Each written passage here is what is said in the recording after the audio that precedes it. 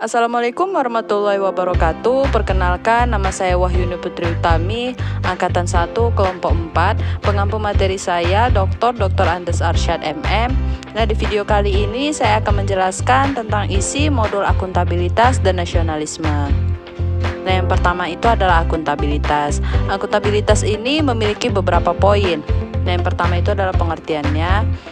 Akuntabilitas ini adalah kewajiban pertanggungjawaban yang harus dicapai, yaitu menjamin terwujudnya nilai-nilai publik. Nah, akuntabilitas juga memiliki 3 fungsi utama. Yang pertama itu memiliki peran demokrasi, kemudian peran konstitusional, dan yang terakhir peran belajar. Nah, akuntabilitas ini memiliki 5 langkah dalam frameworknya. Pertama itu adalah tentukan tujuan dan tanggung jawab. Yang kedua, rencanakan apa yang akan dilakukan untuk mencapai tujuan. Yang ketiga, lakukan implementasi monitoring kemajuan. Yang keempat, berikan laporan secara lengkap. Dan yang terakhir, berikan evaluasi dan masukan perbaikan. Nah, akuntabilitas ini memiliki 5 tingkatan. Yang pertama itu akuntabilitas personal, yang kedua akuntabilitas individu, yang ketiga akuntabilitas kelompok, yang keempat akuntabilitas organisasi, dan yang terakhir akuntabilitas stakeholder. Nah, akuntabilitas dalam organisasi ini memiliki 5 aspek.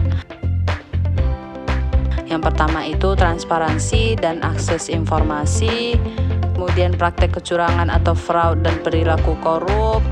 Yang ketiga, penggunaan sumber daya milik negara. Yang keempat, penyimpanan dan penggunaan data dan informasi pemerintah. Dan yang kelima, konflik kepentingan. Nah, akuntabilitas ini memiliki 5 aspek. Yang pertama itu adalah akuntabilitas adalah sebuah hubungan, kemudian berorientasi pada hasil. Yang ketiga, memperbaiki kinerja. Yang keempat, membutuhkan konsekuensi. Dan yang terakhir, membutuhkan laporan. Nah, itulah isi modul dari akuntabilitas. Nah, selanjutnya masuk ke nasionalisme. Nah, nasionalisme ini memiliki pengertian yaitu suatu sikap politik dari masyarakat suatu bangsa yang mempunyai kesamaan kebudayaan dan wilayah, serta kesamaan cita-cita dan tujuan. Dengan demikian, masyarakat suatu bangsa tersebut merasakan adanya kesetiaan yang mendalam terhadap bangsa itu sendiri.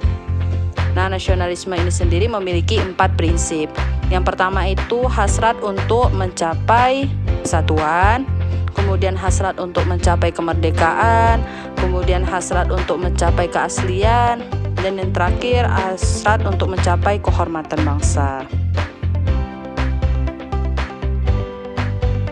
Nah, di nasionalisme ini juga menjelaskan peran ASN. Peran ASN itu ada 3. Yang pertama itu sebagai perekat dan pemersatu bangsa, yang kedua sebagai pelayan publik, dan yang terakhir sebagai pembuat dan pelaksana kebijakan publik. Nah, di pelayan publik ini terdiri dari profesional, yang kedua melayani publik, dan yang terakhir berintegritas tinggi. Pembuat dan pelaksana kebijakan publik yang terdiri dari 3 aspek. Yang pertama, pelaksana kebijakan publik, kemudian berorientasi kepentingan publik, dan yang terakhir berintegritas tinggi. Nah, sekian dulu video dari saya. Wassalamualaikum warahmatullahi wabarakatuh.